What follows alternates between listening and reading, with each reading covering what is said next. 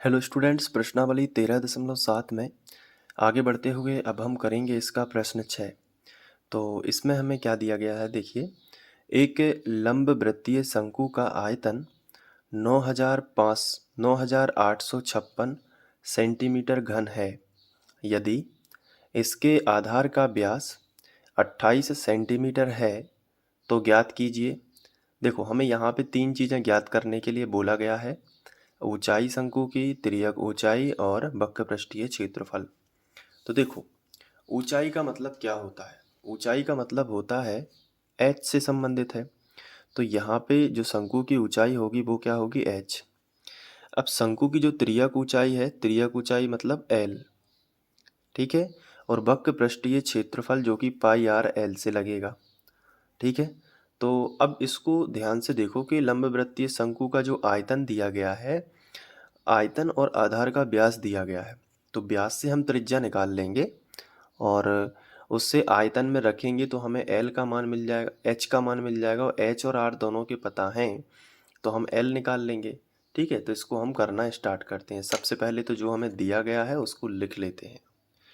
तो हमें शंकु का आयतन दिया गया है और आधार का व्यास। तो पहले हम आधार का व्यास लिख लेते हैं और इससे त्रिज्या निकाल लेते हैं, तभी हम आयतन में रख पाएंगे। तो शंकु के आधार का व्यास हमें दिया गया है 28 सेंटीमीटर। तो यहाँ से हम क्या निकालेंगे? त्रिज्या। तो त्रिज्या कितनी हो जाएगी बताइए? इसका आधा 14 सेंटीमीटर। 28 का आधा करोगे कितना आएगा? 14। त्रिज्या को हम r से दर्शाते हैं। इसके बाद शंकु का जो आयतन दिया गया है, लंबवृत्तीय शंकु का आयतन, उसको लिख लेते हैं यहाँ पे, जो कि दिया गया है कितना?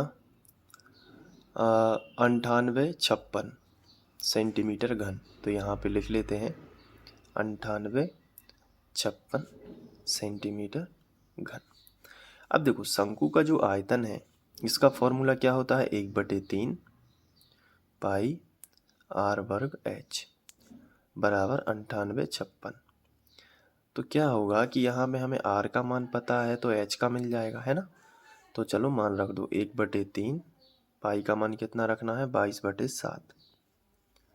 और r वर्ग, r का मान कितना है? 14 है। तो 14 का वर्ग कितना होगा? 14 गुणित 14, है ना। पाई का मान कितना रखा? 22/7। r वर्ग है, r का मान है 14, r वर्ग है तो 14 गुणित 14 और गुणित h ज्ञात करना है तो h को ऐसे ही लिख दिया, बराबर कितना? 9856।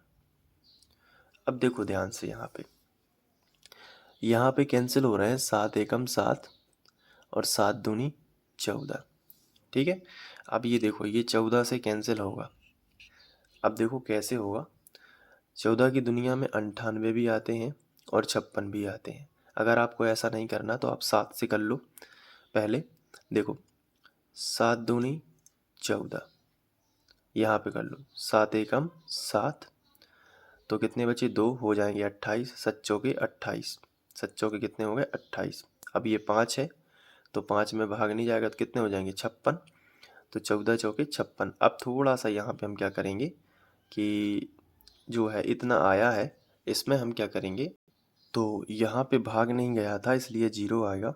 और 7 ही 8 ही 56, 8। मैं इसको यहाँ पे बता देता हूँ। देखो रफ में 9856 से जब आप 7 से भाग करोगे ना तो ऐसा होगा।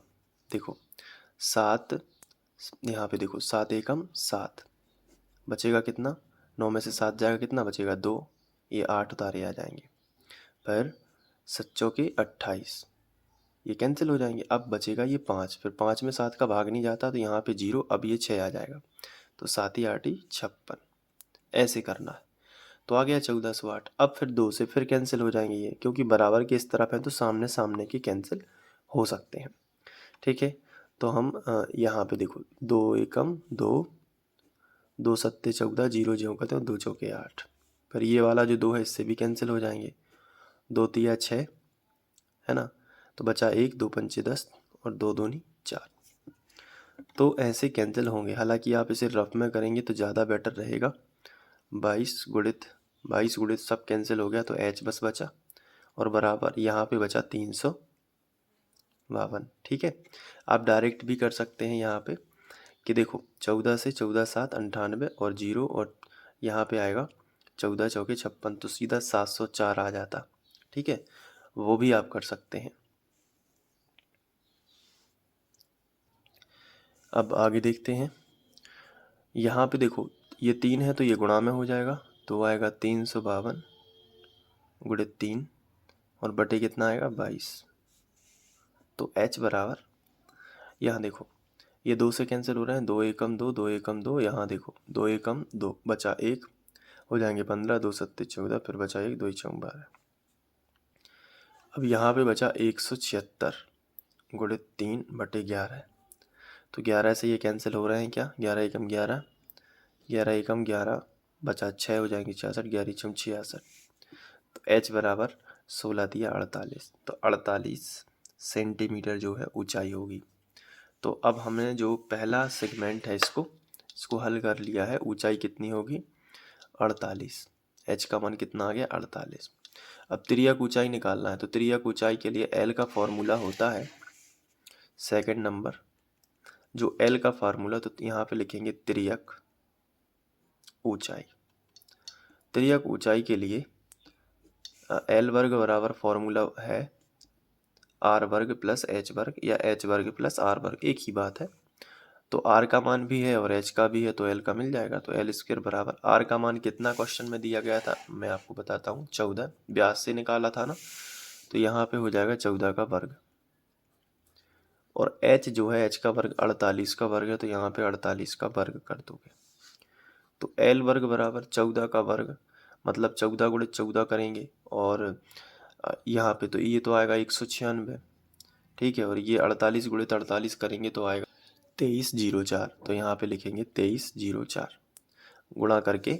अब वर्ग हटेगा तो वर्गमूल, तो l बराबर आएगा √196 प्लस 2304, इनको जोड़ लो, ठीक है, तो ये हो जाएगा 2500, तो कितना होगा 2500, तो 2500, तो देखो यहाँ पे 25 का वर्गमूल 5 होता है, 2 जीरो का वर्गमूल 1 जीरो होता है, तो l बराबर कितना आएगा, तो l बराबर आएगा 50 सेंटीमीटर। तो ये तिर्यक ऊंचाई भी हमें पता चल जाएगी। तो अब क्या करना है, देखो तिर्यक ऊंचाई, अब हमें शंकु का वक्र पृष्ठीय क्षेत्रफल, तो यहाँ पे कर लेते हैं।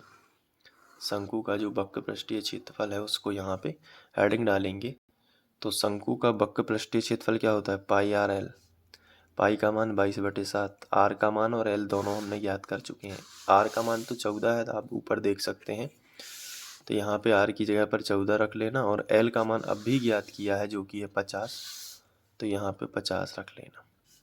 7 से 14 कैंसिल, 7 दूनी 14, 22 दूनी 44 गुणित 50, तो जीरो रख दो पहले से, पंचों के 20, 20 का 0 चला जाएगी, 2 पंचों के 20 और 2 22, तो 2200, और क्षेत्रफल है इसलिए सेंटीमीटर वर्ग होगा, ठीक है, तो सेंटीमीटर वर्ग में शंकु का पृष्ठीय क्षेत्रफल आ जाएगा। तो इस तरीके से हम इस क्वेश्चन को हल करेंगे।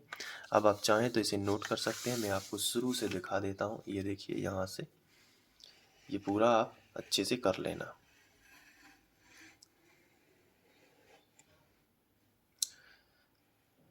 चलिए इसके बाद हम लोग नेक्स्ट क्वेश्चन करेंगे, और वीडियोस देखने के लिए आप प्लेलिस्ट चेक कर लेना जो कि यहाँ पर एंड स्क्रीन पर शो हो रही होगी, तो देख लेना। Thank you.